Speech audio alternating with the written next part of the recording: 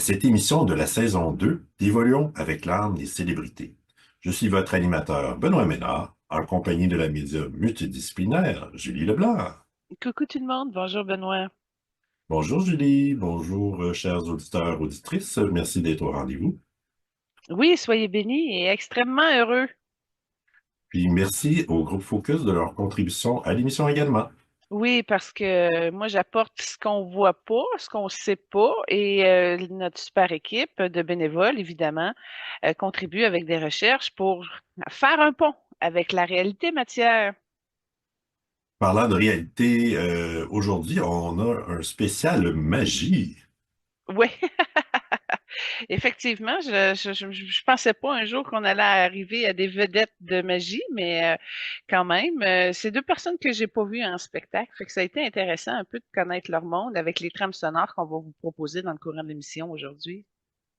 Ouais, ça risque d'être intéressant, mais avant d'aborder la magie, avais-tu des retours à faire? J'en ai plusieurs, Benoît, j'espère que tu es équipé. Oui, je suis prêt. Commençons par Patrick Choisy, OK? Cette semaine, je donnais une entrevue avec des étudiants en cinéma au Cégep. Et puis, à un moment donné, je suis arrivée à Patrick Choisy dans le cadre de la présentation de mon livre. Puis, il me disait justement, comment tu fais pour localiser des âmes? Parce que c'est pas facile de les localiser parce que l'univers est infini et très, très vaste. Et dans le cas de Patrick Choisy, il est dans un autre univers. Alors, un coup tu le localises, ben la transmission peut être difficile. Alors, ça prend des guides qu'il trouve, parce que moi, je prends pas mon temps de le chercher partout sur la Terre, partout dans notre univers. Là, à un moment donné, ça prend une équipe de relais. Et puis, un coup, l'âme est localisée, ben là, il faut être capable de communiquer avec. Fait que dans le cadre de mon chapitre, on avait travaillé un genre d'espèce de casque multiboule, en tout cas une super antenne de casque. Et puis, ben, on arrivait à. Mais juste le fait de parler du casque un peu, c'est comme s'il s'est réinstallé sur ma tête, puis j'ai pu comme le capter. Et j'ai pas des bonnes nouvelles pour vous. Malheureusement, il n'est vraiment, vraiment, vraiment pas prêt pour revenir dans une incarnation terrestre. Puis là, il est même légèrement, entre guillemets, pas écœuré, mais pas loin. Fait qu'on le verra pas d'aussitôt. Puis en ce moment, il est comme frustré un peu par rapport à son expérience terrestre. Puis c'est pour ça qu'il se tient pas non plus dans ce même univers-là. Alors, tout ça pour vous dire qu'il est encore très, très, très loin puis qu'il ne reviendra pas. Fait que ça, c'est une petite nouvelle que j'ai pu capter avec une mise à jour en utilisant mon super gros casque que j'utilise que pour lui, finalement. Fait qu'en tout cas, je me suis dit peut-être que ça allait vous intéresser de savoir qu'il ne revient pas maintenant. Voilà. D'accord. Deuxième suivi, Louis Armstrong qu'on a fait dans le coin de Noël dans la saison 2. Celui-là, ça a été le retour le plus intéressant, si on peut dire, parce que il est venu me voir, puis on est tombé dans une ben, on est tombé, hein. On est rentré sur le vif de ce qu'on pouvait faire. Et dans son cas, à lui, avec d'autres médecins et chirurgiens de lumière, on a travaillé sur deux choses très importantes. Il est rentré en chirurgie finalement. Alors, il a travaillé sur la sclérose en plaques au niveau de son dos et il a travaillé sur le cancer de la colonne vertébrale. Alors, c'est deux opérations qui devaient se faire en même temps. Et ça travaillait vraiment en profondeur chez lui parce que c'est comme deux codages très, très lourds finalement. Alors, ça a été le résultat d'un cheminement chez lui, puis en même temps, il a réussi à sortir d'autres éléments au niveau de la terre, au niveau de la matière qu'il y avait, et ça a permis aussi d'accepter des grandes transformations pour améliorer sa prochaine incarnation, dont entre autres ces deux chirurgies-là. Alors, ça a été, j'ai pas vraiment assisté comme tel, dans le sens que j'ai été témoin de l'avant-préparation. D'habitude, je reste pendant les opérations, mais là, dans ce cas-ci, avec ma journée que ça s'est fait matière, ça a été un petit peu plus compliqué. J'ai pas pu participer pendant la chirurgie. Mais 3 jours plus tard, j'ai eu des nouvelles comme quoi que ça avait bien prospéré au niveau de sa lumière. Il y avait un nouveau sentiment très harmonieux, très lumineux. il était très heureux. Donc, ça a comme changé de forme au niveau de son éther. Et puis, bon, en tout cas, tout ça pour dire que je l'ai accompagné, mais pas de si près par rapport à ça. Alors, il a réussi, ça a changé son taux vibratoire, son énergie est beaucoup plus lumineuse, beaucoup mieux installée, beaucoup plus forte. Et ça a fait encore des résonances importantes pour ses prochains programmes de corps, finalement, qu'il aura à choisir. Ça va être plus facile et léger pour lui, en tout cas plus fluide. Troisième retour, Bob Marley. Benoît, ça a été particulier au niveau de Bob Marley parce que il m'a montré une mémoire où il avait trois enfants, dont un, celui du milieu, OK, trois garçons. Celui du milieu était un petit peu plus petit que les deux autres, mais un petit peu plus intelligent, un petit peu plus allumé. Et comme si c'était son enfant préféré, dans une incarnation que j'ai pas nécessairement bien localisée où est-ce que c'était. Mais tout ça pour dire que ça me ramenait dans notre réalité aujourd'hui. Benoît, Bob Marley a aidé son ancien fils qui a produit ou chanté une chanson qui est excellente, dont Bob Marley l'a aidé par la canalisation. Donc, l'artiste a utilisé sa connexion propre dans son cœur en lien avec son ancien père, qui doit être une influence aujourd'hui. Exemple, j'aime beaucoup la musique de Bob Marley, mais il ne doit pas savoir que c'est une connexion père-fils. Et j'ai sorti la chanson dans laquelle il a contribué en étant un guide important pour la réalisation de cette chanson-là. Donc, la trame que tu as suggérée, c'est Begging. Oui, de Matt Cohn. Donc, Matt Cohn a déjà été un ancien fils de Bob Marley, OK? Et Bob Marley a aidé à cette chanson-là moderne. Puis non seulement qu'il a aidé Matt Cohn, mais ce que j'ai vu, c'est qu'il a travaillé, il y a deux personnes dans le projet qui l'ont canalisé, dont le chanteur, mais aussi un monsieur qui était dans la régie lors de l'enregistrement qui avait une énergie rouge. Puis le monsieur, je l'ai bien vu, il était costaud, gros, un beau noir. Fait que c'est comme si les deux, il y en a un que c'est comme si Bob a aidé à la régie, le montage, la réalisation, puis il a aidé aussi le chanteur.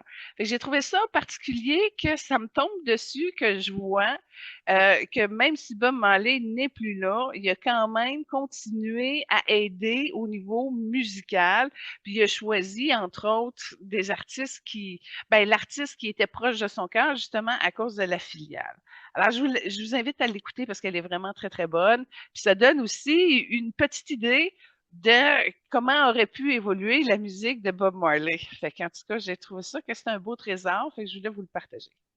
D'accord. Mais moi, en fait, c'est une de mes chansons préférées. Puis, dans l'extrait, je trouvais que les participants avaient un look un peu aussi Bob Marley. Ah, j'ai des frissons partout, ben c'est ça. Bob a travaillé sur le projet, fait que tu peux voir l'influence transposée. C'est ça qui est extraordinaire. Oui, Oui, c'est ben, une très bonne chanson. Elle est fun à danser, elle est stimulante, elle est motivante. Elle fait beaucoup d'effets, puis c'est du Bob Marley concentré moderne, c'est particulier. oui, ben, en tout cas, merci de l'avoir proposé. Ah oui, ben là, c'est ça, on fait exception. Là, notre trame sonore, elle a une chanson de plus. Je vais l'ajouter au niveau de la trame sonore. Vous allez pouvoir cliquer sur le lien et pouvoir le voir vous aussi. OK, prochain retour. Je voulais revenir sur Renée Zellweger. Euh, on avait vu dans ses énergies lors de son émission que beaucoup dans ses énergies la protection de grandes terres sacrées. Puis quand vous avez vu les causes et tout ça, on les voyait pas. Fait que moi j'ai dit c'est trop apparent pour pas être là. Fait que ça me piquait la curiosité et j'ai investigué légèrement. Et je suis tombée sur quelque chose qu'elle a fait en lien avec ça. Ça s'appelle le film Miss Potter. Puis justement, c'est comme une auteure qui a tellement d'argent qui décide de protéger des terres sacrées.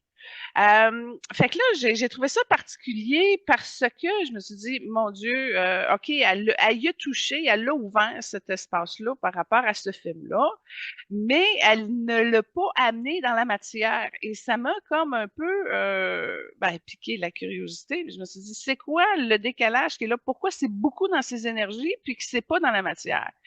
Ce que j'ai vu, c'est que c'était au niveau de son plexus que ça se passait, comme si c'était un plexus avec de la glace, OK?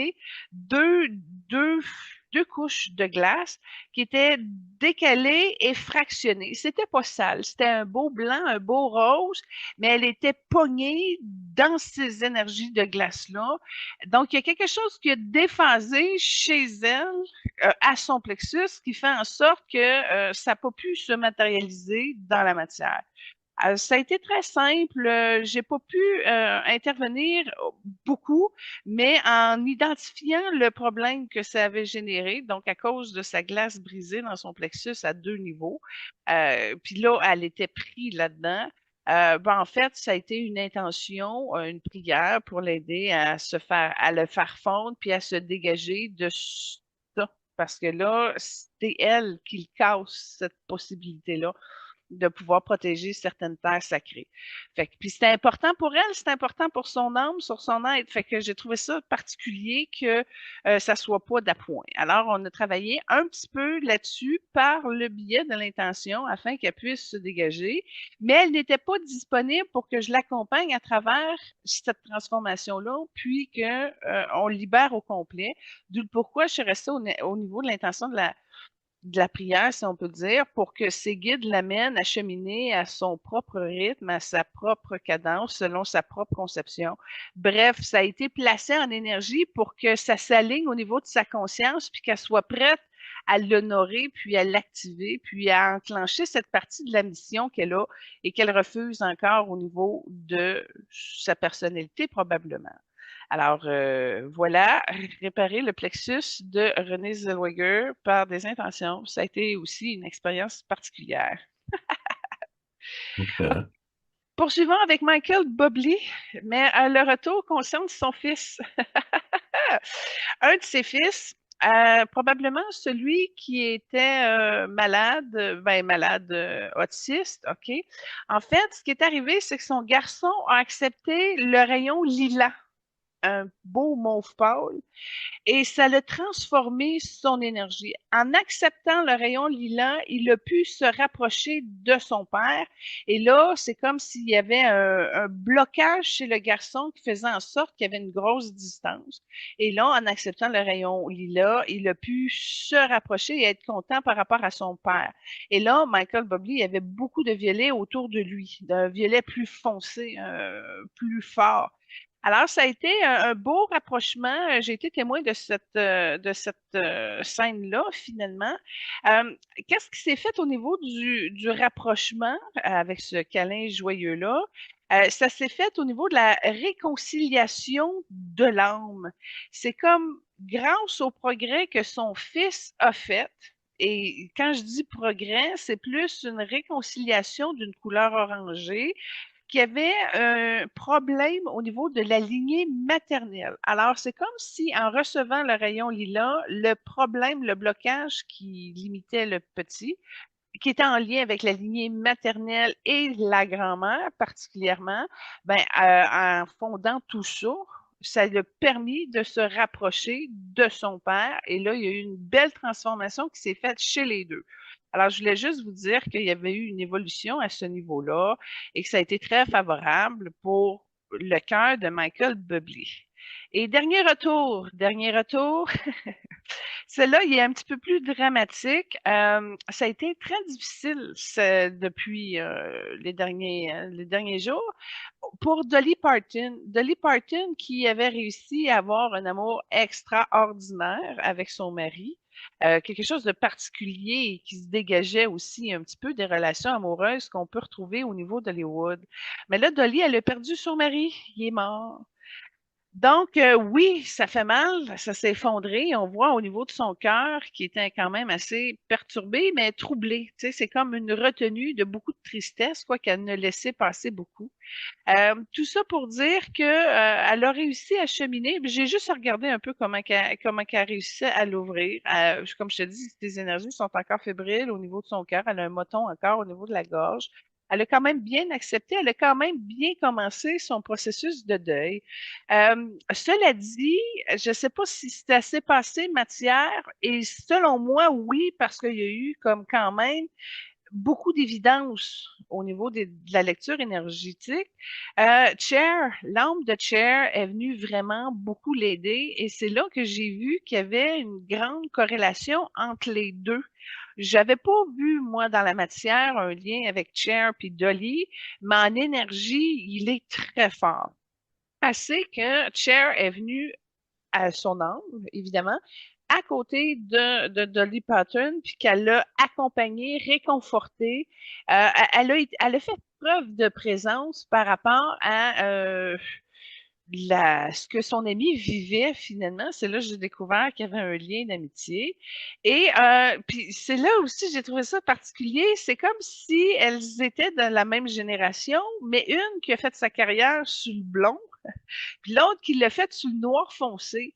Donc, c'était deux madames que tu pouvais pas même mettre dans le même bateau, puis qui n'avaient pas nécessairement le même style, d'où le pourquoi que j'avais pas fait de corrélation entre les deux vraiment, jusqu'à ce que je vois, en étant témoin finalement d'une grande présence réconfortrice de Cher par rapport à Dolly. Et c'est là que j'ai vu qu'il y avait une amitié très profonde entre les deux. Alors, moi, j'ai eu beaucoup de frissons partout. J'ai trouvé ça vraiment merveilleux de voir à quel point que ça peut faire une différence, une bonne âme qui t'accompagne dans une période difficile. Et puis, ben, je voulais juste vous dire que ça l'a réussi à aider Dolly dans cette transition-là. Alors, voici les retours de cette semaine. Toi, t'en as-tu des retours? Oui, puis en fait, Cher et Dolly se sont rencontrés en 78. Puis Cher, elle a dit, je me souviens d'avoir vu une femme à l'allure extraordinaire avec une grande masse de boucles blondes. Puis ils avaient d'ailleurs chanté ensemble à cette occasion-là. Alors, ça fait très longtemps qu'ils se connaissent puis ils s'apprécient. Ah, j'ai des frissons partout, puis l'avoir su, on aurait pu mettre cette chanson-là qu'ils ont faite ensemble, puis l'ajouter dans le retour, puis faire une émission à 8 trames sonores. Oh là là! Ben merci d'avoir vérifié pendant que je parlais, Benoît. Je suis contente d'avoir la validation matière. Fait que oui, deux grandes sœurs d'âme qui s'aiment, qui s'apprécient. Moi, je savais pas, mais parce que j'étais pas née en 78 non plus. Mais en tout cas, j'étais bien heureuse de voir que, tu sais, quand tu as des épreuves puis tu as des âmes qui sont là pour t'accompagner, c'est beaucoup plus facile, tu sais. Ouais, puis par ailleurs, Darlie et son mari, ils avaient vécu presque 60 ans de mariage ensemble, puis il y avait une chanson qu'elle lui avait dédiée, If You Hadn't Been There. Ah, c'est cute. Très cute. Mais je regarde dans son prochain 10 ans, là, je crois pas qu'elle va réussir à aimer quelqu'un d'autre. Fait que c'est comme une fin d'incarnation pour elle où ce qu'elle va avoir toujours la nostalgie de cet homme-là qui va rester prêt en passant. Fait qu'il va l'accompagner, mais sous une autre forme. Alors, c'est ça. On y envoie beaucoup d'empathie. Mais merci beaucoup. Autre nouvelle, récemment, Taylor Swift avait reçu une bague de 12 millions diamantée, puis ça laissait peut-être planer l'idée d'un mariage éventuel. Ben, ça, on va le prendre sur le côté matière. Imagine-toi, le gars met tout son salaire, 100% de son salaire qu'il a fait dans l'année sur la bague. C'est-à-dire qu'il n'y a pas de problème de faire ça. Sa femme va payer le reste. Tu sais, c'est ça qui se passe. Wow, il a donné une grosse bague qui est au-delà de ce qui de ses finances, finalement. Là, tu dis, ouais, mais OK, tu mets tout sa bague, mais tu fais quoi pour le reste, tu sais? Comment tu gères ça? En tout cas, J'ai trouvé ça déraisonnable quelque peu, mais je comprends. Si tu veux marier Taylor Swift, faut que tu mettes. Mais encore là, tu sais, tu mets tout, mais t'as plus rien après, puis elle gère tout le système en arrière. Bon, en tout cas, j'ai pas trouvé que c'était un bon move pour l'autonomie. Mais félicitations pour ces fiançailles-là. On va leur souhaiter qu'ils soient heureux. Mais Taylor Swift, écoute, elle est observée, elle était sur la scène à un moment donné, puis ils ont sorti une photo. Ah, elle est enceinte, elle est enceinte, elle est enceinte. Tu sais, c'est comme, on dirait qu'il y a beaucoup trop d'attention sur sa vie amoureuse et familiale. Bon, en tout cas, fait que là, au moins, elle peut se reposer un peu. C'est un break de football. Fait que, ben, on va leur souhaiter la meilleure des chances, sincèrement. Mais si je regarde le Sacré-Cœur de Taylor, il est pas 100% ouvert. Il est pas non plus 100% lumineux. Fait que on rentre dans une relation, c'est pas de l'amour, lumière, inconditionnel, avec une flamme sœur. Fait que ça va être un petit peu plus de défis au niveau de la personnalité et du karma parce que, comme je te dis, son chakra-cœur, il est pas pleinement ouvert. Il y a comme des choses qui n'ont pas évolué au niveau de sa thématique de l'amour, au niveau de son karma. Fait qu'on va lui souhaiter qu'elle soit accompagnée là-dedans avec douceur pour son bonheur. Puis en même temps, elle a besoin un peu de silence. Elle est très sympathique. Tu sais, tu vois en énergie, je la regarde, elle me sourit encore. Elle est très belle, très radieuse, mais on voit qu'elle est pas à 100% de sa forme. Il y a une partie de vulnérabilité, de sensibilité avec laquelle elle a de la misère à composer, puis c'est comme plus retenu. Fait que ça va occasionner cette semi-ouverture-là ou semi-fermeture, tout dépendant comment qu'on le prend, là. Ça va occasionner des ajustements qu'il va falloir qu'elle règle éventuellement. Puis, elle a quelque chose en lien avec son père aussi qui a à être replacé. Fait que je te dirais qu'elle a des ajustements personnels à régler, mais elle a besoin de temps pour se reposer. Puis son horaire est très, très chargé. Fait que elle se sent pas mal toute seule, tu sais, malgré la bague de X millions, là. D'accord. Puis j'avais un dernier retour d'actualité récente sur Shakira, qui avait été hospitalisée en raison de douleurs abdominales, puis elle a dû annuler plusieurs spectacles en raison de ça. Oui, ça c'est pas c'est plate, c'est très très plate. Mais je sais pas si tu te rappelles de la lecture qu'on a faite lors de son émission à la Saint-Valentin de la saison 1. Il y avait quelque chose qui se passait au niveau de son ventre puis qu'il y avait de la misère à ouvrir. Fait qu'on l'avait vu ça finalement. Ça a juste pris plus d'un an avant que ça arrive au niveau de son corps physique. Alors, j'ai envoyé beaucoup d'empathie et tout ça. Mais dans le cas de Shakira, c'est une rébellion qui rentre dans une crise existentielle, si on peut dire, qui était aussi amorcée quand on a fait sa lecture d'âme. Alors, ça évolue, mais tu sais, sans prise de conscience, sans correction énergétique, la trajectoire, elle ne se change pas vraiment, fait qu'elle est rentrée dedans. Mais encore là, elle est capable de s'en sortir en comprenant les leçons de sa création. Alors, on va lui souhaiter qu'elle puisse y arriver, en tout cas atteindre ses objectifs grandioses qui vont permettre de mieux la redéfinir en tant que femme, en tant qu'artiste. Donc aujourd'hui, les deux célébrités, c'est des magiciens et le premier, c'est David Copperfield. Puis chaque trame choisie aujourd'hui, c'est des extraits de spectacles. Donc le premier, c'est tiré d'un spectacle qui s'appelait Cocon. Puis tu vois, à un certain moment donné, il fait des tours de passe-passe, puis il change de place avec son assistante, là. Sans véritable évidence. Ah, écoute, l'homme qui a séduit Claudia Schiffer. Moi, je pense que c'est ça son plus gros tour. Oui, ça se pourrait bien. Oui, ben, tu sais, elle a été considérée comme la plus belle femme du monde à un moment donné dans le pic de sa carrière.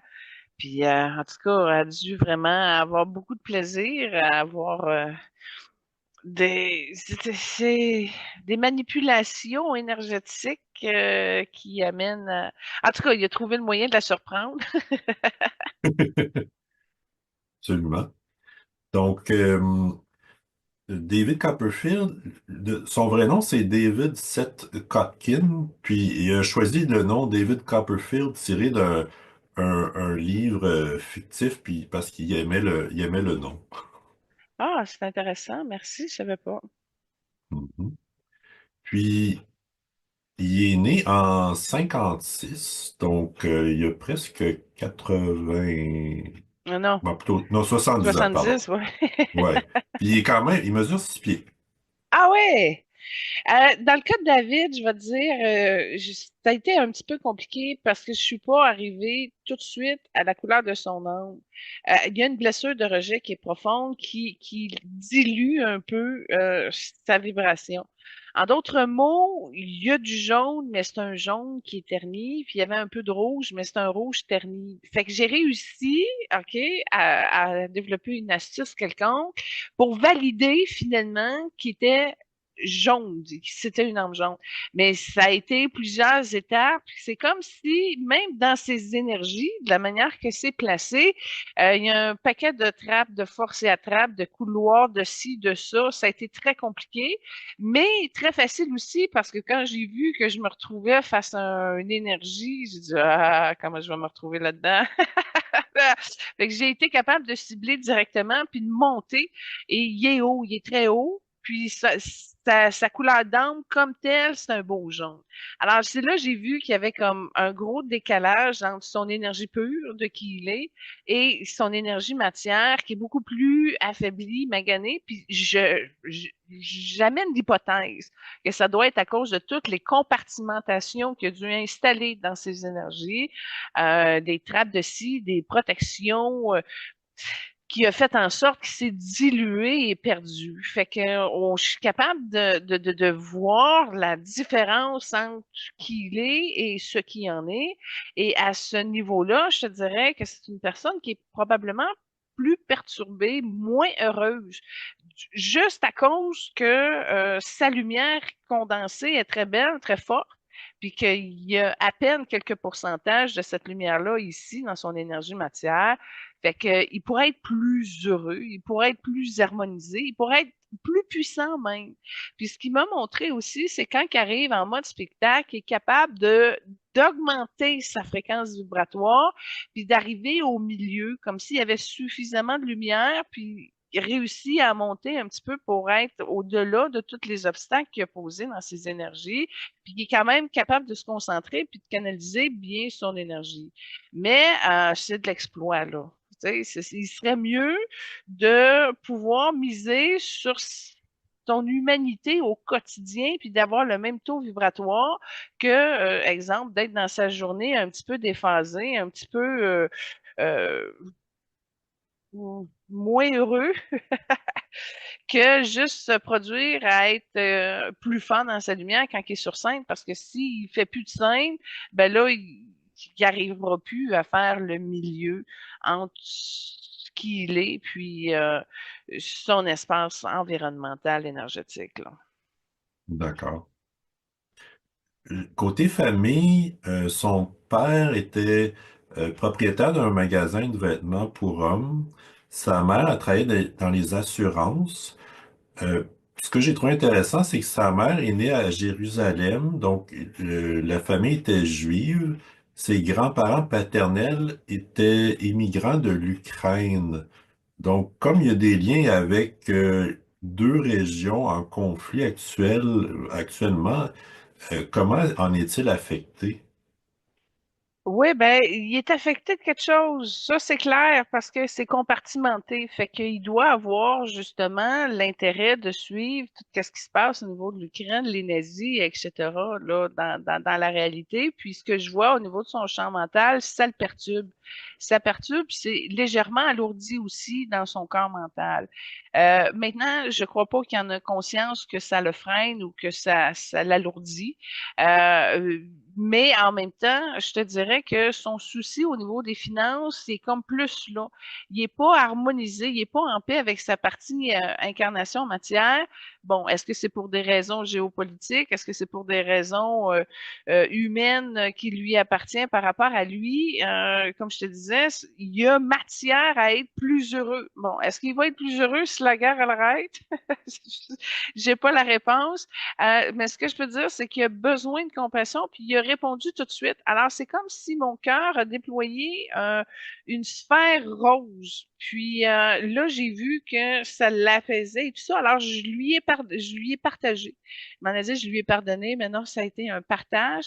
Puis, garde, si ça marche, juste de le voir, ben, prends-le, accepte-le, rentre-le, fais-le fondre dans ton cœur, puis réintègre une partie de ta déité. Fait que c'était le but de mon échange, mon cadeau avec.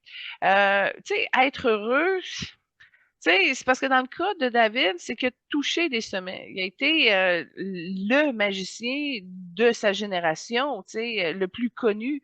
Bon, moi, j'ai passé à côté, là, parce que je consomme pas vraiment de magie et je vais pas voir des spectacles aux États-Unis, là. Parce que je pense que c'est plus là qu'il a œuvré, mais tu vois, il a réussi à sortir, il a travaillé fort, vraiment beaucoup, assez que ça prenait beaucoup, beaucoup, beaucoup de place dans son quotidien. Fait que c'est vraiment quelqu'un qui a réussi finalement à plonger dans une réalité tellement parallèle du reste des humains, probablement qu'il allait voir ce spectacle, parce qu'il est tout le temps en train de décortiquer tout, puis de voir comment passer à une astuce, quelque chose qui peut donner l'illusion ou le développement de fait que c'est une personne qui a vraiment concentré ses énergies là-dessus beaucoup.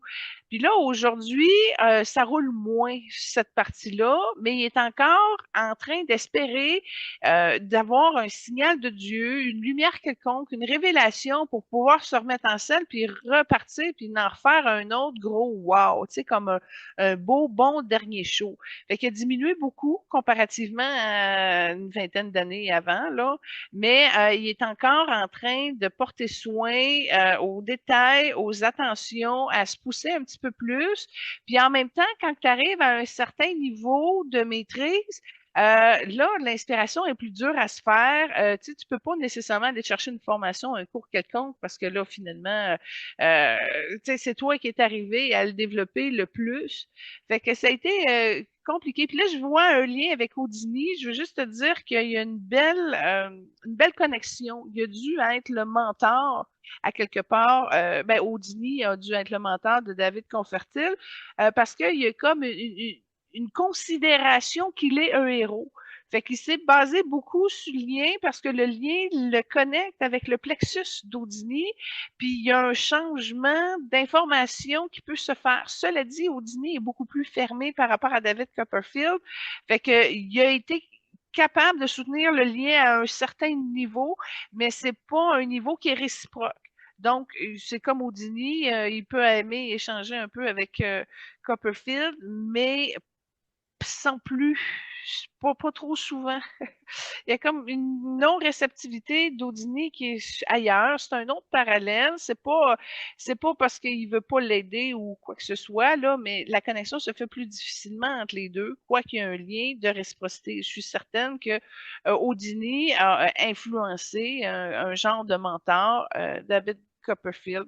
Puis moi, Houdini, je le connais pas du tout. Là. Il était dans le temps de Bobby Jones dans les années 1930, j'imagine, parce que l'énergie est pas pareille. Si tu regardes l'énergie d'Houdini, tu vois qu'il est décédé, tu vois qu'il est passé à une autre étape. Fait que ça devient un petit peu difficile de les mettre un à côté de l'autre. Mais il y a un lien qui se connecte du plexus au plexus. Et puis, il y a eu quelque peu des échanges entre les deux âmes. D'accord, ben merci beaucoup. Moi, côté magie, j'ai vu des magiciens à l'œuvre en personne. Je pense pas que c'était le cas de David Copperfield. Par contre, j'ai vu de ses spectacles à la télévision. Puis, effectivement, c'était de sa génération le plus célèbre. Ses tours de force assez célèbres, c'est notamment faire disparaître un avion, la Statue de la Liberté, léviter au-dessus du Grand Canyon, puis passer à travers la Grande Muraille de Chine. C'est des défis très, très, très stimulants en passant. Hein, tu sais, léviter en haut du Grand Canyon. Bonne chance pour arriver à l'ingénierie de ce truc-là. Non seulement ça, mais je vais pousser plus loin, il est inégalé.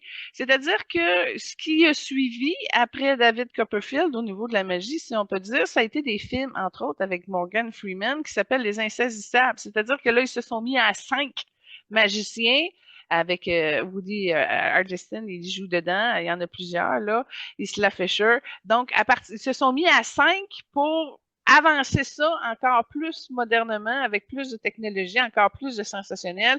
Fait que là, ils sont obligés pour arriver à dépasser de ce qui a amené lui à se mettre en gang, puis finalement à en faire un film.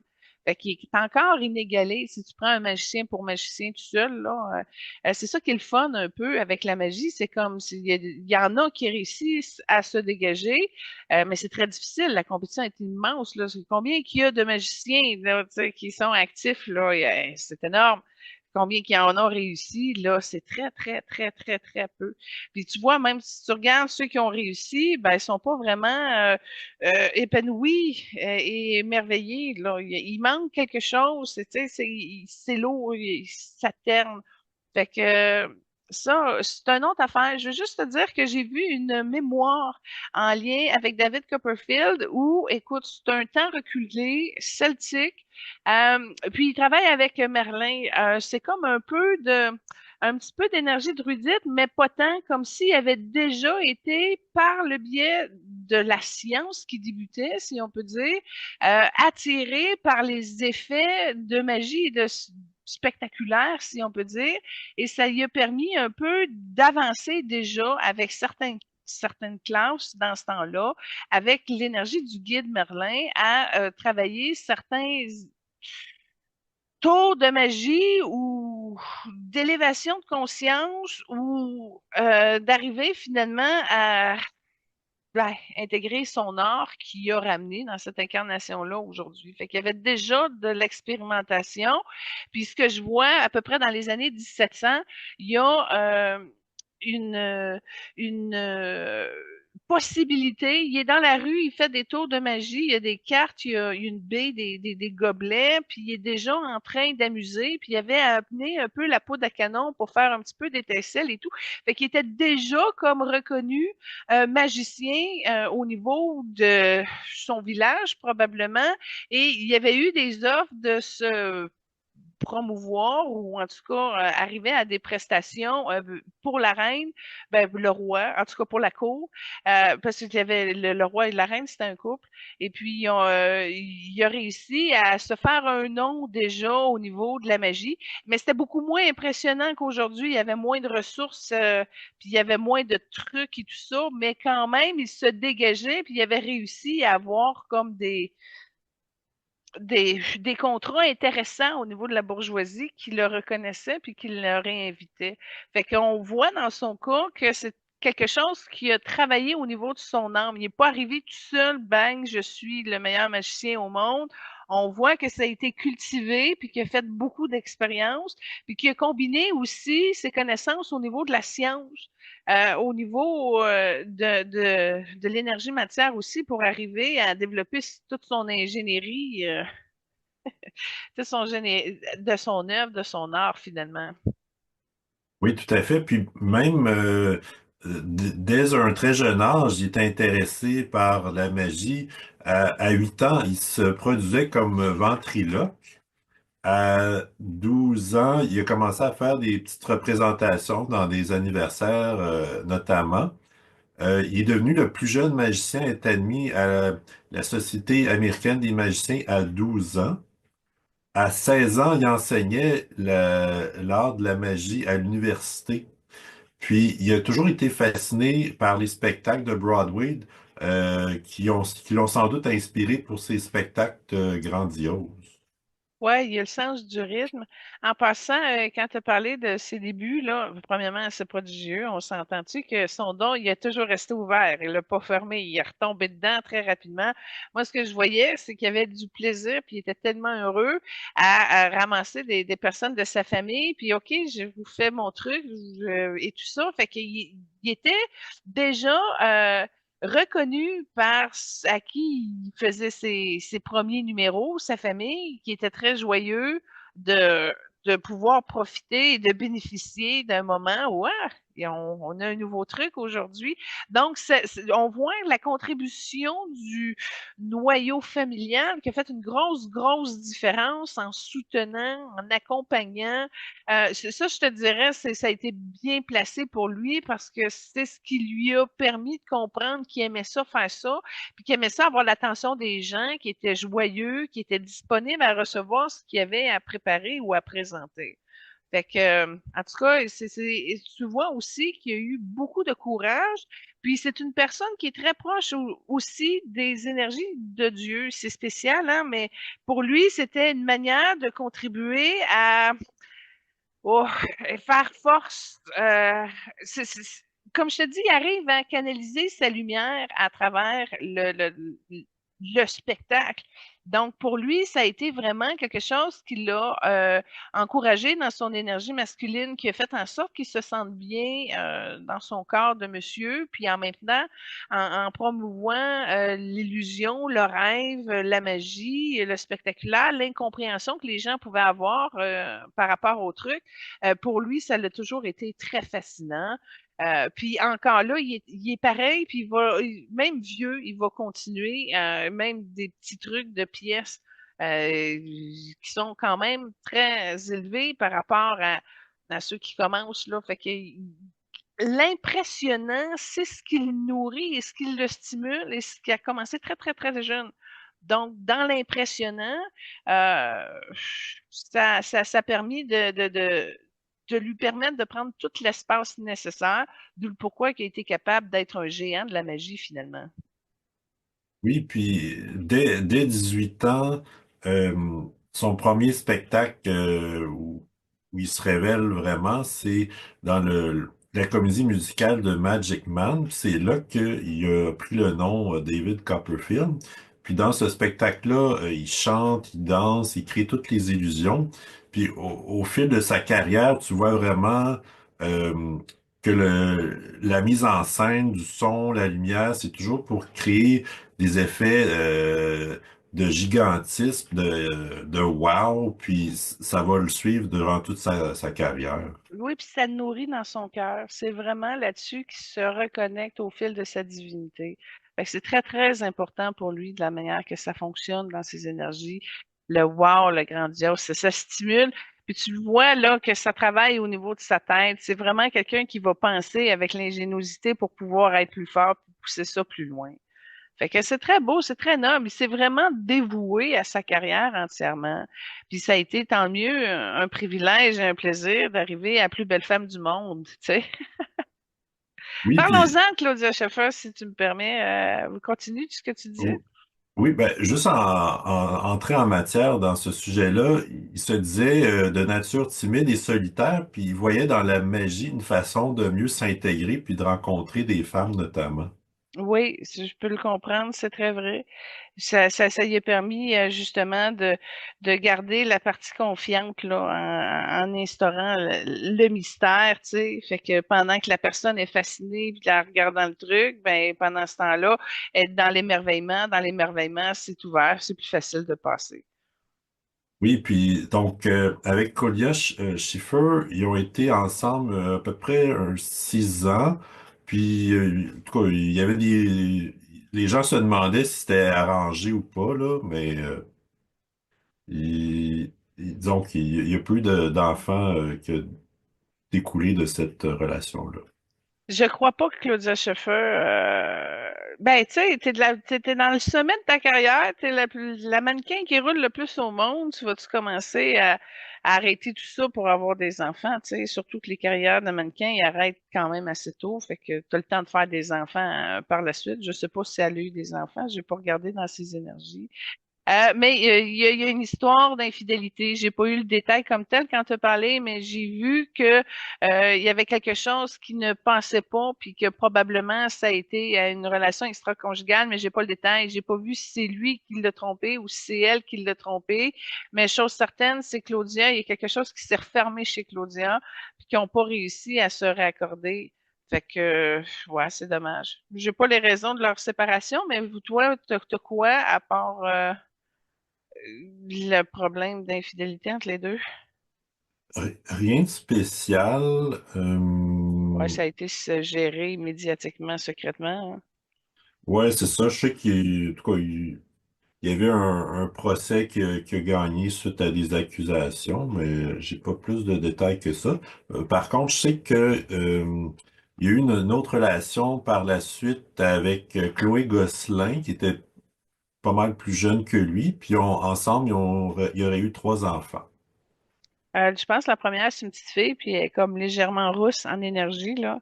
Ben, je vais te dire, je vais te le tourner de bord. Il l'aimait beaucoup moins, puis il se sentait vraiment comme une énergie d'une plus jeune fille. Fait qu'il savait qu'elle était pas à pleine maturation et tout ça. Ben, je pense pas que ça a été illégal qu'il ait pris une mineure, c'est pas là-dessus, mais il l'apercevait comme ça.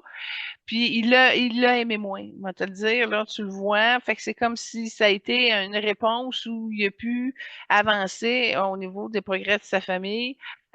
Puis tu vois que c'est une énergie orangée au niveau du couple. Fait qu'il l'a vraiment pris pour sa famille. Fait que il a fait la concession de moins l'aimer, mais de pouvoir optimiser le volet familial avec elle. Fait que c'est dommage, mais ça a marché. Fait que tu fais un sacrifice à quelque part, mais en même temps, tu récoltes de l'autre côté. Fait que tant mieux. Parfait. Je vais présenter la deuxième trame qui est des extraits de ces 15 ans de spectacle, en tout cas une tranche de 15 ans de spectacle. Côté santé, euh, il n'y a pas eu trop d'accidents dans ces spectacles, mais c'est arrivé à un moment donné, en 84, que c'était un tour dans lequel euh, il s'immerge dans l'eau, puis ça s'est mal passé, il a hyperventilé, il est en état de choc, puis il a dû faire usage d'une chaise roulante puis de canne pendant des semaines par la suite. C'est assez intense, effectivement. Sauf que lui, sa porte de sortie, en ce moment, c'est une crise cardiaque. Puis tu le vois, c'est sa vulnérabilité première. Fait que il serait pas mort de ça. Ça, c'est ça. Ouais, ben, au niveau. Puis je regarde là, au niveau de son chakra du cœur, quand j'ai vu l'état de son cœur, puis ça s'en va là-bas, j'ai été plus loin un peu, puis j'ai vu qu'il y a des programmations au niveau de la religion à libérer. Puis ça, je vais dire, au niveau de la religion, ça vient lui brimer, ça prend beaucoup de place au niveau de sa tête. Fait qu'il y a comme quelque chose à se libérer en lien avec la religion qui pourrait faire une différence au niveau de, de sa porte de sortie cardiaque. Oui, parfait. Sinon, à un moment donné, dans un spectacle, il s'est coupé le bout du doigt qui a dû être raccommodé par chirurgie. Il a été victime d'un vol à main armée, mais il me semble dans une histoire, il faisait des tours de passe-passe pour pas se faire voler son argent. Oui, j'ai Puis, vu. C'est ta raison. T'as raison. Il a réussi à maîtriser son stress, puis là, il a essayé de désarçonner avec des passe-passe, justement, comme ça. C'est très vrai. J'ai vu. donc, c'était pratique, je pense que là. Ah oui, c'est ça. Il y a, il y a une chose que j'ai trouvée intéressante. Son spectacle de faire disparaître la Statue de la Liberté, il a dit qu'il voulait souligner l'importance des droits et libertés dans le monde et de pas les prendre pour acquis. Puis en les faisant, en la faisant réapparaître, c'était essentiellement pour pour que tous les ancêtres qui l'ont pas connu puissent en voir l'importance et que les générations futures aussi pourraient en apprécier l'importance dans le fond. Là, tu es en train de me dire qu'il a réussi à faire disparaître la Statue de la Liberté, puis de la ramener là. Ouais, c'est ça. Wow.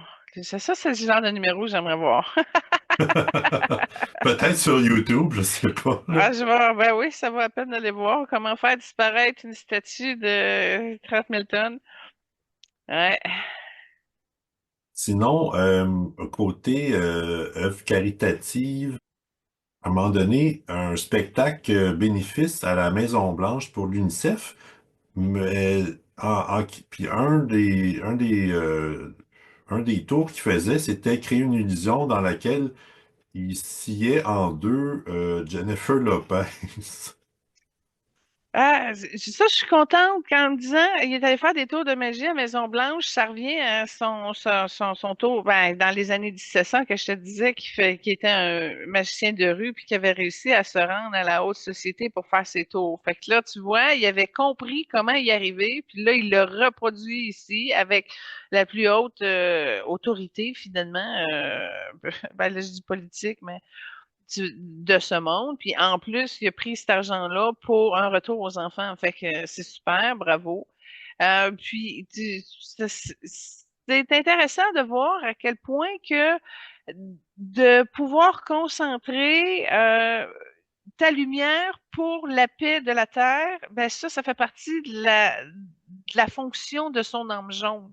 Fait que je trouve ça intéressant comment il a réussi à mélanger ses aspirations de théâtre, de chant, de danse, de comédie musicale, en tout cas, avec l'événement de la magie, mais en même temps, en ayant une mission de paix, puis de redistribution équitable pour les jeunes et tout ça. Fait que je trouve que il a bien fait de choisir une arme jaune, ça lui convient parfaitement, puis il l'applique bien. Tout à fait. Un autre projet intéressant, c'est le projet Magie qui aide à rééduquer les personnes ayant un handicap ou des difficultés de dextérité perdue ou endommagée. Apparemment, c'est instauré dans plus de 1000 hôpitaux à travers le monde. Intéressant. Chez lui, tu vois, ça a été stimulé par un déséquilibre au niveau de son système nerveux. C'est bien rentré dans son système nerveux, fait que ça a dû aider à vouloir apporter une genre de guérison puis de support là-dessus. Mais écoute, 1000 hôpitaux qui reçoit des trucs de magie, il peut pas faire ça tout seul, là. Faut qu'il y ait une équipe avec lui, il faut qu'il aille former des gens. C'est intéressant. Comme récompense, ben, il y a eu plusieurs records Guinness, notamment celui qui a vendu le plus de billets en tant qu'artiste. Il y a eu plusieurs prix pour ses performances également. Il est chevalier des arts et des lettres en France. Euh, Également, il y a plusieurs distinctions comme légende vivante de la librairie du Congrès. Puis, côté intéressant, tu parlais du lien avec Houdini. David Copperfield, il a acheté un musée qui contenait des objets souvenirs de Houdini, puis il en a fait un musée.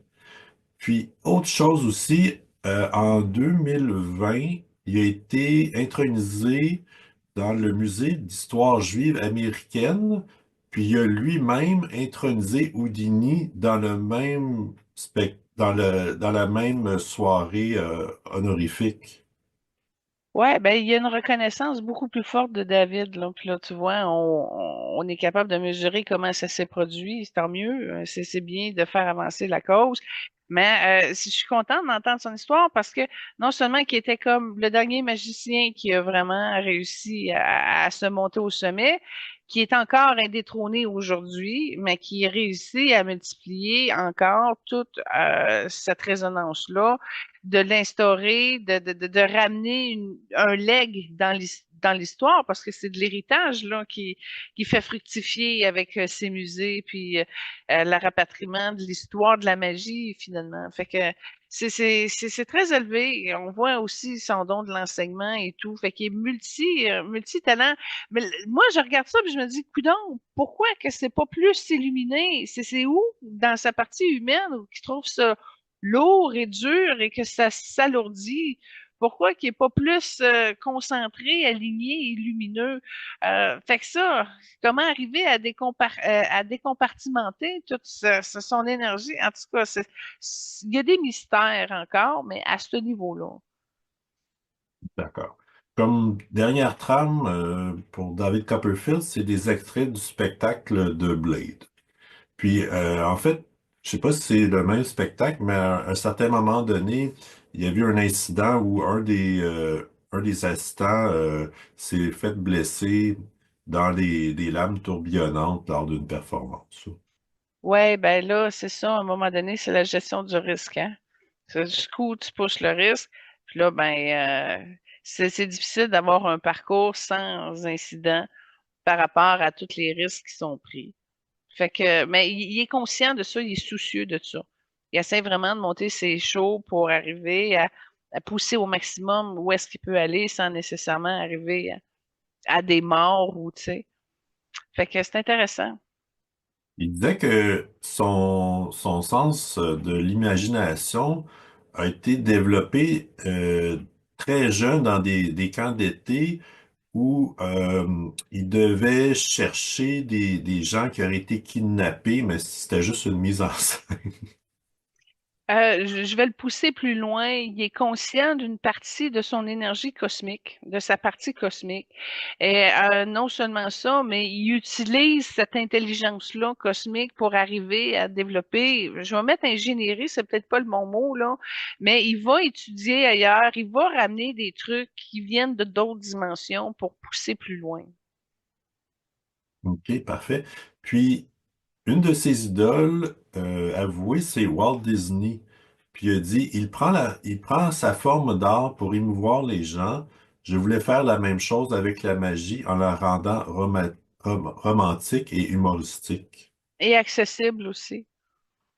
Ouais, Oui, ben on tout en à a fait. parlé lors de l'émission de Walt Disney, là, l'effet magie Walt Disney. Fait que je trouve ça intéressant qu'un magicien a pu reconnaître la magie de Walt Disney, puis d'utiliser justement pour le faire fructifier. Puis le service aux enfants, et ça, c'est quelque chose de très commun là-dessus. Puis je viens de capter Walt, puis il approuve. Il a vraiment été pas fasciné par la dimension de Copperfield, mais en tout cas, il a approuvé. Fait que il y a une reconnaissance de Walt Disney par rapport à ce que Copperfield fait. Fait que je sais pas si Walt Disney, je vois pas, parce que c'est drôle, je me suis abonnée, il y avait un spécial de la chaîne Walt Disney Plus à 1,99 pour 3 mois, là. Je l'ai ouvert hier, puis j'ai rien vu, puis j'ai regardé qu'est-ce qu'il y avait là-dessus, là. Puis j'ai rien vu en lien avec la magie de David Copperfield. Fait que l'âme de Walt Disney a approuvé, mais je vois pas rien qui dans le Disney Plus de ce qui a été accumulé là, en lien. Mais j'ai pas regardé David Copperfield précisément. Je vais peut-être refaire une recherche là. Mais je vois pas comment que c'est assez amené dans la matière la reconnaissance de la magie de Copperfield dans le monde de Disney matière. OK. Sinon, côté lien avec d'autres célébrités qu'on a vues antérieurement, on parlait de Taylor Swift en début d'émission. Lors les remises de prix country, il avait donné l'impression de faire apparaître Taylor Swift dans un ascenseur. Là. Taylor Swift, elle a du jaune, fait qu'ils peuvent se rejoindre sur cette base-là. Ce que j'ai vu, c'est que au niveau de Taylor Swift, elle était aussi ouverte à David Copperfield ou à son art, fait que ça a pu amener une matérialisation quelconque. Puis non seulement ça, je suis certaine qu'aussi que Taylor Swift, elle aurait peut-être pu voir comment embarquer l'art de David Copperfield à travers l'expression soit d'un numéro ou de quelque chose. Fait que elle trouve fascinant. C'est ça que j'ai entendu. Parfait. Puis deux autres célébrités avec qui il a côtoyé dans des films, c'est Hugh Jackman dans le documentaire Oh My God et Serena Williams dans le film 7 jours en enfer. Ah, je savais pas qu'il était dans le cinéma, c'est le fun. Donc, ça conclut ce que j'avais sur David Copperfield. Moi, je vais terminer avec euh, un- j'ai une intention, une prière. Je vais lui souhaiter de commencer à décompartimenter ce qui alourdit sa structure énergétique, au moins à la base, parce qu'il n'y a plus besoin de ces protections-là, tu sais, de renouveler un peu pour que la lumière circule mieux, puis de redresser un petit peu plus la trajectoire. Il y a besoin de l'énergie blanche, il y a besoin de l'énergie bleue royale. Fait que ça peut l'aider à son maintien énergétique sans être tout déphasé ou décompartimenté. Puis ça aussi, en même temps, s'il y a quelque chose qui doit se réconcilier par rapport à sa propre mère. Fait que ça aussi, il y a comme une partie de ses blessures qui vont pouvoir se dégager, que ça fait aussi longtemps qu'il porte et qu'il, comment dire, l'alourdissent aussi, qui réinstalle son sentiment de sécurité à l'intérieur de son cœur pour pouvoir plus multiplier. Puis en même temps, tu vois, il gagnerait en tendresse, puis il serait comme plus délicat et plus raffiné, puis il pourrait sortir pas son numéro final, mais un autre spectacle là, révolutionnaire ou qui a dépassé, dans le fond, ce quoi qu'il a accepté jusqu'à ce jour. Fait que, il a peur de se tromper, je le vois au niveau de son troisième œil. Fait que, s'il peut se donner une chance de raccorder un petit peu plus son âme, plus près de ses énergies, il y a un petit peu d'illusion de mensonge qui pourrait aussi changer la base de sa structure qui est compartimentée. Fait que, il y a une partie à l'intérieur de lui qui est violent, qui a une résonance. Je crois pas que c'est une violence physique que lui a pratiquée. Son père, il l'avait aussi un petit peu plus facile. Je dis pas qu'il a battu son fils, là, mais son père avait ce problème-là qui a pas été nécessairement bien orchestré ou bien libéré au niveau de la lignée, puis il est pogné un peu là-dedans aussi. Puis il manque d'air. On voit qu'il y a quelque chose qui est attaché au niveau de son sternum, puis qu'il a de la difficulté à respirer. Puis ça aussi, ça fait partie de sa porte de sortie de l'infarctus. Fait on va juste souhaiter qu'il puisse rentrer dans une connexion plus profonde, plus stable, pour pouvoir s'ouvrir davantage avec les femmes, entre autres, puis le monde entier, mais d'une connexion plus franche, plus lumineuse, plus sincère. Fait que ce que je comprends pour son processus d'évolution, fait que pour améliorer son jaune, il n'y aura pas le choix de passer par le blanc puis le bleu royal. Puis et il va y arriver, il y a tout ça. Mais comme je te dis, il n'a pas pardonné à Claudia Schiffer. Puis et aussi, il y avait une fille qui était programmée dans leur histoire. Il aurait pu avoir eu un enfant ensemble, c'est une fille. Fait que, il y a quelque chose, comme je te dis, qui a fait en sorte qu'il a été surpris quand Claudia a arrêté la relation puis qu'elle s'est fermée par rapport à la thématique de l'infidélité. Donc, je te disais tantôt, je ne sais pas si c'est la sienne à elle ou celle à lui. Fait qu'il y a comme quelque chose, une énergie toxique qui est venue s'immiscer puis qui a défait le plan qui était supposé d'avoir entre les deux. Alors, on va le bénir, on va le remercier justement de l'innovation et de ce qui a avancé. Puis si je regarde, mettons, d'ici les 100 prochaines années, il y a quelqu'un qui va réussir à avoir comme sa marque, mais il y a 3 générations qui vont passer après lui. Fait que c'est pas tout de suite qu'il va se faire dépasser au-delà de ce qu'on voit au niveau du cinéma. Mais le prochain futur magicien, ça va prendre du temps. Je sais pas, le 3 générations, si c'est à partir de quand il meurt, puis 3 générations au plus, ou quand il arrête 3 générations au plus, ou si les 3 générations ont déjà commencé. Mais ce que je vois, c'est que sur les 100 prochaines années, on voit qu'il y a 3 blocs de lumière de génération qui fait en sorte que ça va arriver. Puis là, j'ai essayé de rechanger d'angle de perception, puis je vois à peu près aux alentours de 2050. Fait qu'il est tranquille, là. Il y a vraiment une très, très, très bonne longueur d'avance, comme Houdini avait finalement. Eh bien, excellent. On peut enchaîner avec Houdini. Oui, certainement. Parfait. Donc, comme premier extrait, bon, en fait, forcément, les Houdini a vécu de 1874 à 1926, donc il y a à peu près 150 jusqu'à il y a 100 ans. Donc, évidemment, on n'a pas des trames sonores tellement...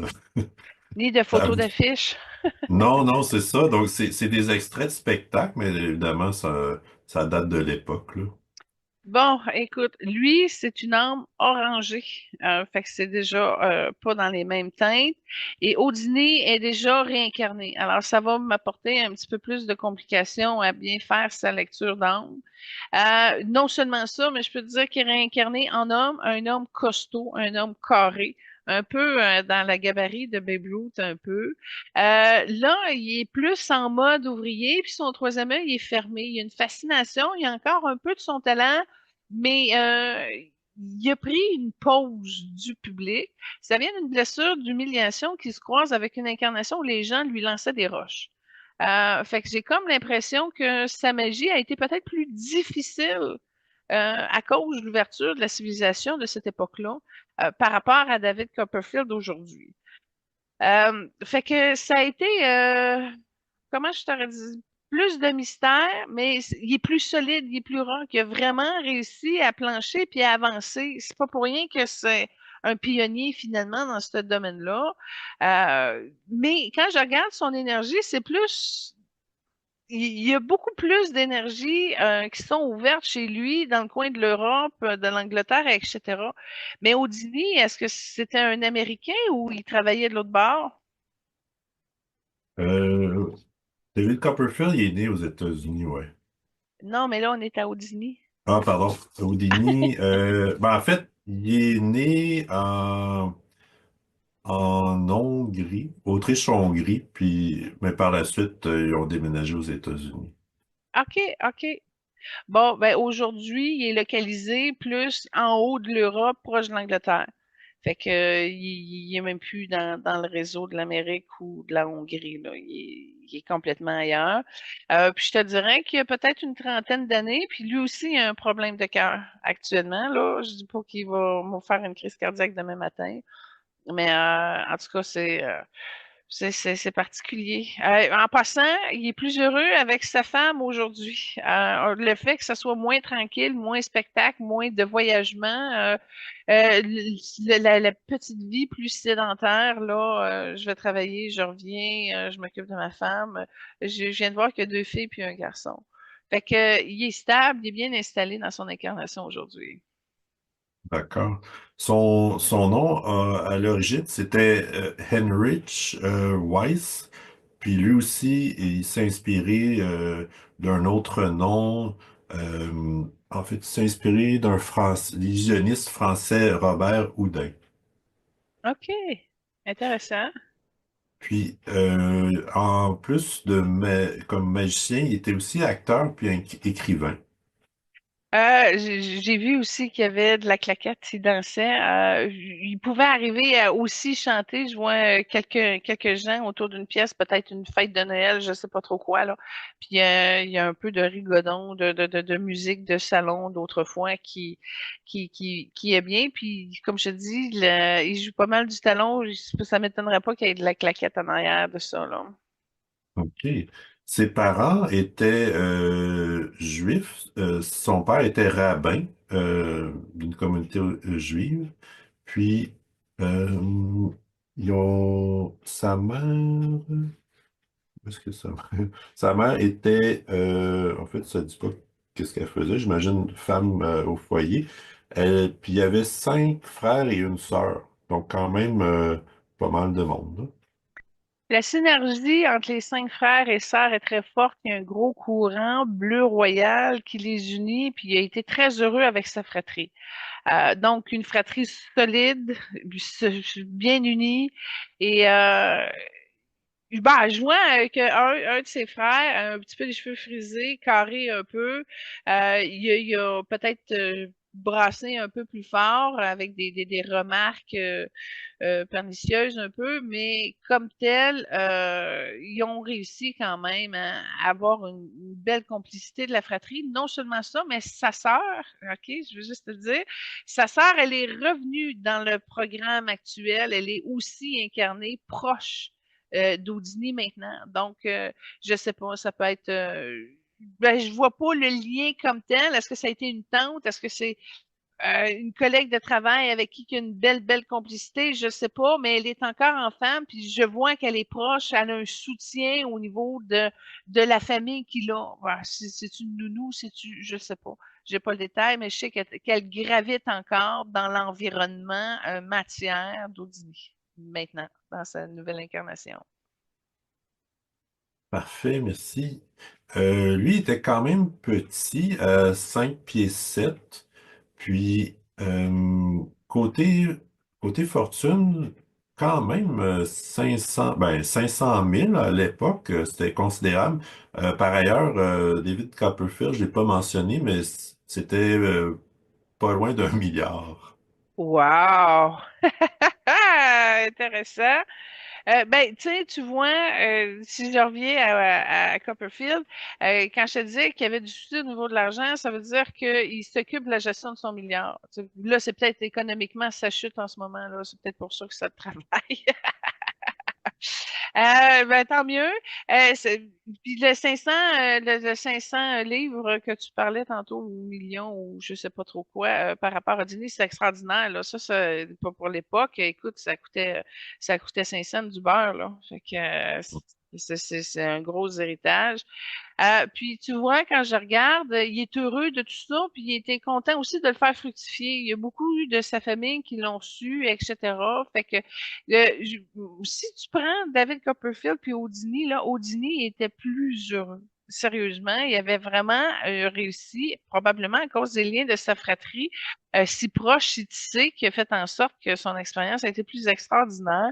Mais si je regarde l'énergie d'Houdini, puis je la mets un peu à côté de Babe Ruth, il y a des grandes corrélations énergétiques avec le courant orangé, tantôt je parlais, il y a un autre courant jaune.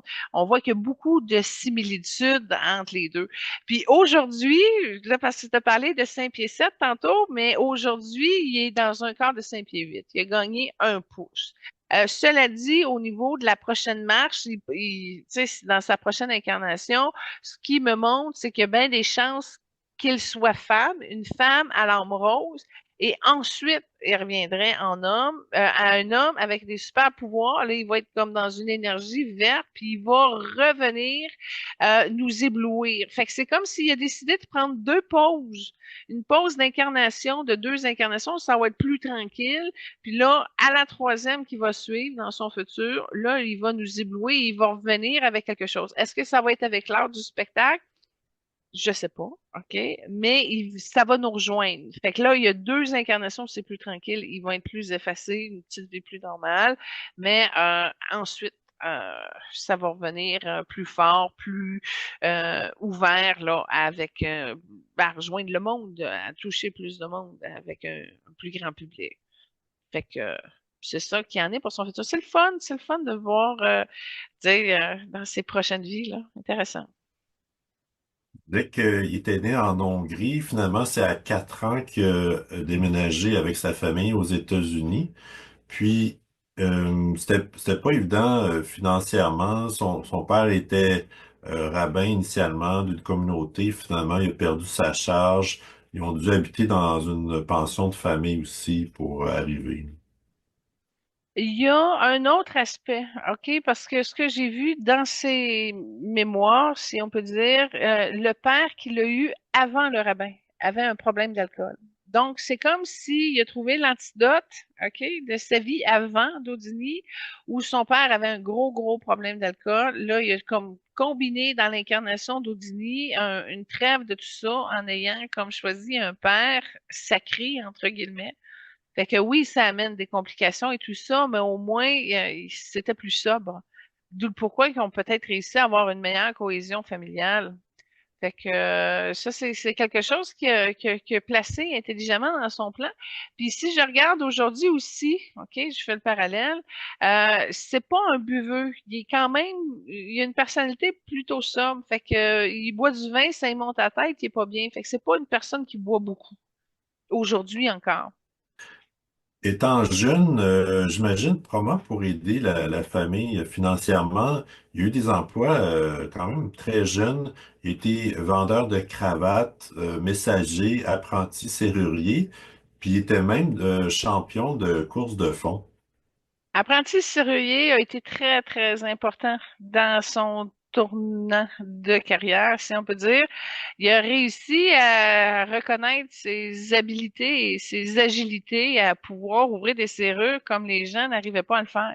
Fait que je sais pas s'il s'ennuyait, il n'y avait pas beaucoup de clients ou je sais pas trop quoi, mais il a commencé à s'intéresser à l'ingénierie des serrures puis aux mécaniques puis arriver fait, à prendre le volet intelligemment puis ce que je vois aussi, c'est qu'il y a eu de l'aide. Fait que c'est comme s'il était tellement bien, souriant, intelligent et intéressé que les gens l'aimaient facilement, puis lui transmettaient des trucs. Puis là, lui, il prenait ça, puis il les amenait sur un autre niveau ailleurs, puis il l'amenait comme à travailler beaucoup avec l'énergie mauve, c'est ce que je viens de voir. Fait que, il a réussi à passer quelque chose parce que dans l'énergie orangée de son âme à la base, c'est vraiment la transformation des énergies matières qui lui a porté. Et c'est par l'écoute qui est arrivé justement à comprendre les choses. Donc, il y a beaucoup d'intelligence sensitive, sensorielle, intuitive, où il accueillait ce qu'il y en est, puis là, ça cheminait. Fait qu'il passait par l'énergie féminine et ensuite, il passait dans l'énergie masculine pour arriver au résultat. Alors, on voit qu'il y a une intelligence supérieure qui s'amenait à des pistes de réflexion que les gens n'arrivaient pas, du pourquoi il fascinait les gens, puis du pourquoi que les gens essayaient de l'aider au mieux qu'ils pouvaient. Mais c'est le genre de personne qui aurait été très heureuse d'avoir accès à l'instruction qu'on avait aujourd'hui parce que c'était une forme d'autodidacte prononcée qu'il avait, ce monsieur Houdini. Dès un jeune âge, à 9 ans, il était trapéziste, puis il se surnommait lui-même le prince des airs. Puis c'est un peu par la suite qu'il est devenu magicien professionnel, puis il a changé son nom à Houdini. Moi, je suis très contente que tu aies parlé du trapéziste professionnel parce que c'est à cause de ça que s'il était heureux dans son 5 pieds 6. Ça là, t'as marqué le point. Fait que son 5 pieds 6 lui a permis de ça, qu'il l'a amené et conduit à pouvoir révolutionner puis modifier son art de la scène. Fait que c'était vraiment une grandeur parfaite pour lui. Sa première, bon, on pourrait dire, son tremplin à la notoriété, ça a été de lancer un défi à la police, de l'enfermer dans une cellule, puis de pouvoir se libérer assez rapidement. C'est un beau défi. Benoît, je suis obligée de revenir sur le trapéziste parce que j'ai vu aussi que c'est 300 ans avant Houdini, OK? Une incarnation où c'est un gérant de cirque. Puis il était très habile aussi. Donc, il y avait un éléphant dans son cirque. C'était drôle. Et puis, il y avait des trapézistes, des funambules, etc. Donc, il a commencé jeune parce que au début, le cirque était à ses parents. Puis c'est lui qui a pris la relève du cirque. Puis très, très jeune, c'était pas juste au niveau du trapézisme, mais je le vois acrobate, puis il fait des spectacles où il est en split dans les airs, etc. Fait qu'il avait déjà cultivé son don du cirque avant. Fait que, excuse-moi de la parenthèse que j'ai faite, là. Non, pas de problème. Euh, côté famille, il y a eu une femme, mais pas d'enfant. Lui, son cœur était fermé à triple tour, OK? Puis il mettait son temps sur son art, puis sur ce qu'il a réalisé. Fait que il y avait beaucoup de femmes qui le voulaient, il a donné la chance à une, puis c'est une personne qui a été fidèle. C'est pas pourquoi? Parce que ton énergie était concentrée sur sa mission, sur ce qu'il avait à faire. Fait que d'avoir les enfants, de diluer son énergie et tout ça, c'était compliqué. Et puis je pense même, je vais le pousser plus loin, qu'il l'avait mis dans sa biologie parce que je vois qu'il y a une infertilité. Fait que s'il n'y a pas eu d'enfant, oui, parce qu'il est concentré, mais c'est parce que biologiquement, je crois qu'il y avait un déséquilibre qui n'a pas pu l'amener à la fertilité. Puis ça dérangeait sa conjointe en passant, mais pas suffisamment là pour provoquer. Elle aurait aimé avoir des enfants, mais tu sais, quand ça arrive pas, ça arrive pas. Tu sais, mais tu sais pas nécessairement pourquoi non plus dans cette époque-là. Fait que son choix était concentré vraiment sur sa mission. Fait que c'est comme si sa vie tournait autour de son art, de sa magie, puis sa femme a rentré dans les plans en arrière, mais ça n'a pas été une priorité amoureuse. En tout cas, quand tu regardes son chakra du cœur, j'ai comme l'impression qu'il se reprend dans cette incarnation-ci avec sa femme puis ses enfants, là. OK, parfait. Ben, il a enlevé Euh, la carrière, tu comprends? Il a enlevé son ouais, numéro un. OK, je comprends. Donc, il y a plus de temps à lui dédier, dans le fond. C'est ça. D'accord. Sa mort est un peu curieuse parce qu'il faisait, dans ses performances, souvent, il avait l'habitude de dire à des gens, ah, vous pouvez me frapper, je serai pas affecté, tout ça. Puis à un moment donné, un peu hors contexte, pas dans une performance, il y a quelqu'un qui a demandé s'il était capable d'endurer des coups, puis Houdini a dit oui, mais il s'attendait pas à ce que l'autre lui saute dessus, puis le frappe abondamment. Puis finalement, il y a eu plusieurs problèmes suite des douleurs, etc. Apparemment, il y a eu une rupture de l'appendicite qui aurait effectivement causé sa mort quelques jours plus tard. Moi, ce que j'ai vu pendant que tu parlais, là, ça a été un étranglement. C'est comme s'il a été étranglé. Puis c'est ça qui probablement a créé des complications là-dessus. Fait que tu me parlais de coups d'appendice et tout ça, mais je reste qu'il y a quelque chose qui l'a étranglé. C'est-tu un manque d'air? C'est-tu un étouffement? C'est-tu, je sais pas. Ben, il y a quelque chose qui a été provoqué par l'étranglement. Il a peut-être été étranglé pendant qu'il mangeait les coups, je sais pas, mais c'est quelque chose qui a contribué à sa porte de sortie. D'accord. Euh, Deuxième trame, ben, en fait, la première trame, c'était où il s'échappait une camisole de force, puis un autre, il s'échappe d'une boîte lorsqu'il est enchaîné. Donc, voilà pour les extraits. Comme, euh, Comme croyance, ben, on a dit qu'il était juif, donc il était quand même croyant à un certain point. Mais une chose intéressante, c'est qu'il avait promis à sa femme que une fois que l'un des deux allait décéder, il, il voulait que l'autre puisse communiquer avec le survivant si c'était possible. Ah oui? Ils ont-tu réussi à trouver un moyen? Bonne, bonne question. Bon, ben, attends un peu, j'ai regardé par rapport à l'âme de sa femme. Sa femme, elle avait un courant jaune, orangé, un tourbillon, puis c'est une grande artiste. Une grande artiste probablement qui a été sous réserve, c'est-à-dire l'expression de la femme probablement limitée dans ces cultures-là a fait en sorte qu'elle a dû être une artiste en secret. Et c'est par le biais de l'art, je vois entre autres qu'elle maîtrisait, qu'elle dansait un petit peu. Elle dansait cachée. Donc, c'est l'expression artistique de sa femme qui a fait en sorte qu'il y a eu un très grand ressenti. Puis dans ce très grand ressenti-là, quand j'ai demandé si ça marchait, ça coupait. Fait qu'il y avait comme une nostalgie véritable, beaucoup d'amour, un osmose du cœur. L'âme était quand même prêt, mais pas suffisamment pour être capable de le canaliser puis d'arriver à ça. Je sais qu'à un moment donné, ils ont fait affaire à quelqu'un de l'extérieur, mais c'était pas un beau canal de lumière, puis ils n'ont pas réussi à bien communiquer. Fait que ça a été une belle promesse, mais qui ont eu plutôt un retour lors du changement de forme du corps matière. Fait que ça n'a pas vraiment bien communiqué ou échangé. Mais ce que je peux voir, c'est que il y avait juste l'effet de la présence. Il y avait un échange de lumière au niveau du cœur, comme si le cœur augmentait un petit peu plus. Mais je vois pas que ça marchait au niveau de leur communication. Non. OK.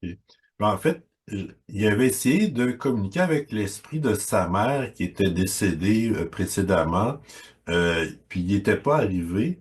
Puis plus tard, il a dit, malgré que j'ai pas eu la preuve, je crois fermement que on revient sous une autre forme humaine pour poursuivre notre tâche dans une autre vie et peut-être plusieurs vies, jusqu'à ce qu'un destin ait trouvé son aboutissement. Ouais, il y avait déjà un beau niveau de conscience pour l'époque, c'est génial. Puis tu vois, c'est facile de le voir dans ses énergies, c'est tracé. On est capable de voir avant, après, dans 3 prochaines incarnations. Fait que ça, c'est quelque chose qui a bien acquis, qui s'est bien installé et ouvert dans ses énergies. Ça s'apparent, on est capable de le voir. Parfait. Puis, autre chose intéressante, bon, on avait parlé de Walt Disney tout à l'heure, mais apparemment, l'année prochaine, il est supposé avoir un film sur la chaîne Disney sur la vie d'Houdini. Ah, intéressant. Très cool. Puis, il n'y a pas beaucoup de célébrités qu'on a vues qui étaient vivantes à l'époque de Houdini. Tu as parlé de Babe Ruth, mais il aurait rencontré Charlie Chaplin à un certain moment donné en 1915. Il devait être jeune, Charlie, à ce moment-là. Quand Euh, même. Intéressant. Très intéressant. Bon, Puis, attends un peu, j'ai capté, j'ai demandé à Charlie Chaplin, je sais pas, je l'ai poigné sur il était proche, là, puis je l'ai envoyé par télépathie, puis j'ai demandé, je dis, c'est quoi ta connexion avec Houdini? Puis il m'a répondu, fascinant. Puis il a montré une force de mêler les énergies, de porter l'attention sur quelque chose, puis de bouger à l'extérieur. Fait qu'il a comme amené une dimension de où est-ce que tu mets ton attention, puis où est-ce que l'effet du résultat se provoque, puis il l'a utilisé un petit peu dans son œuvre. Fait que oui, ce que je peux dire, c'est que Charlie Chaplin a modifié sa façon de voir à travers ce qu'il a amené par la suite par une influence d'Houdini. Je valide, c'est confirmé. parfait. Donc, il a quand même joué dans quelques films, puis euh, il a quand même écrit plusieurs livres aussi. Donc, j'imagine en quelque sorte, c'était un leg de ses tours de magie. Oui, oui, oui, il y a un héritage là-dedans, c'est certain. Il a été président. euh, En fait, est-ce que c'est là? Je me questionne. Ah, je peux pas lire. Euh, C'était pas mal. En fait, apparemment, Houdini, il y avait une collection de près de 4000 livres, lettres et documents de ses tours de magie. Puis c'est notamment ça, je crois, que Copperfield a pu s'approprier par la suite. C'est une belle bibliothèque, ça. Ça, tu vois que son intelligence à Houdini lui a servi beaucoup. Puis tant mieux si ça lui a permis de l'amener en ligne, puis de modifier l'approche aussi de la magie, puis de l'illusion. C'est génial.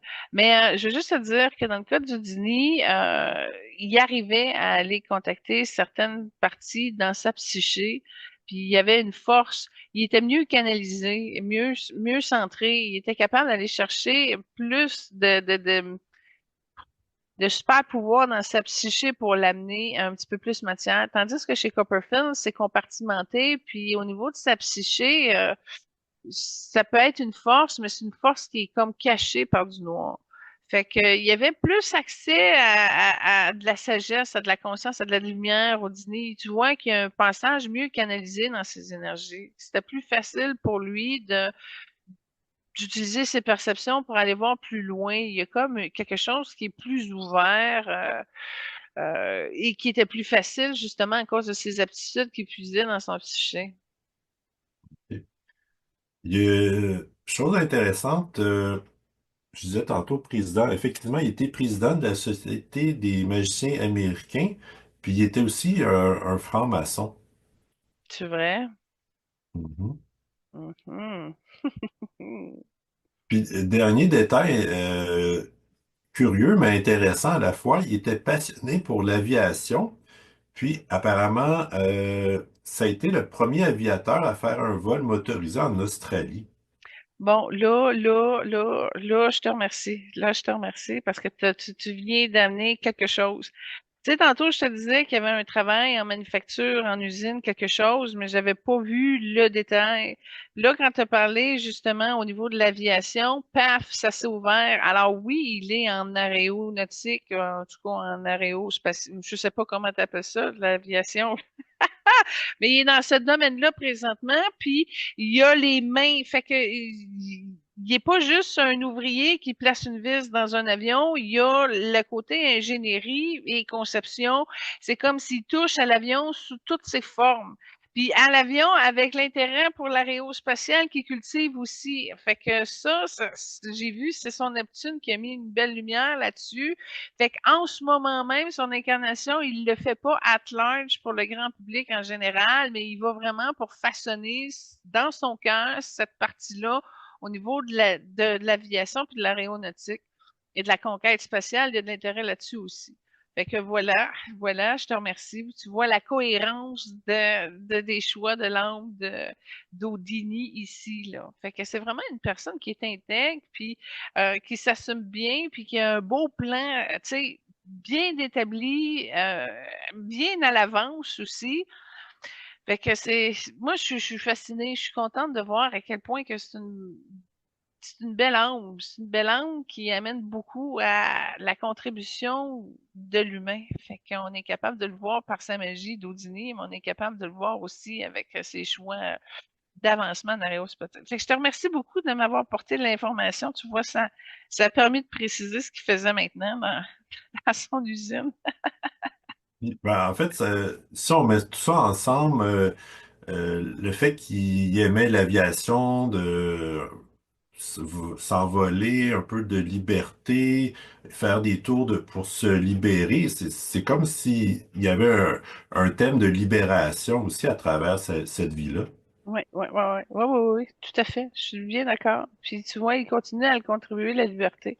Là, ça doit être moins dur. Ça doit être plus dur parce qu'il y a peut-être pas les revenus qu'il y avait en tant qu'Audini, là. C'est quand tu travailles salarié, entre guillemets, même si c'est un bon poste. Bon, je m'occupe pas de ses finances maintenant, mais ce que je peux te dire, c'est que ça l'a stimulé, puis tu le vois, c'est ouvert. C'est même un très beau lien qu'il y a au niveau de son quatrième œil. Fait que, non, c'est cohérent. OK, super. Ben, moi, ça fait pas mal le tour de ce que j'avais sur Houdini. Moi, je le remercie parce que je suis fascinée de voir à quel point c'était une belle âme, puis que c'est intègre. Puis, en tout cas, je l'aime bien. J'ai appris à bien l'aimer. Puis, c'est ça. C'est un petit peu une énergie proche de Babe Ruth aussi. Fait que, mais c'est ça. On va lui souhaiter bonne chance, puis un bon retour aussi. Puis, je suis bien contente d'avoir eu accès à son plan. Je trouve qu'il est très généreux et bon de nous exposer tout ça aujourd'hui.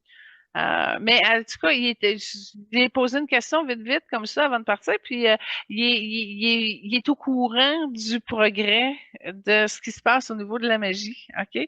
Il consomme des spectacles de magie. Il est allé voir où est-ce que c'est rendu maintenant.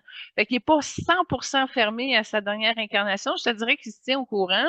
Il se tient au courant, peut-être pas de l'assumer pleinement avec des tours de magie. Il doit faire une tour de pièces de magie à ses enfants, tu sais, rendu là c'est pas là que ça se joue, mais il garde quand même l'ouverture et l'intérêt et qu'il cultive par rapport à ce domaine-là. Maintenant, je crois pas qu'ils vont s'en servir dans cette vie-ci au-delà de faire, je sais pas, un tour à ses enfants ou à ses petits-enfants, mais il va poursuivre là-dessus parce que quand il va faire un retour public, dans sa troisième incarnation, finalement, ou deuxième incarnation, homme, fille, non, dans sa troisième incarnation.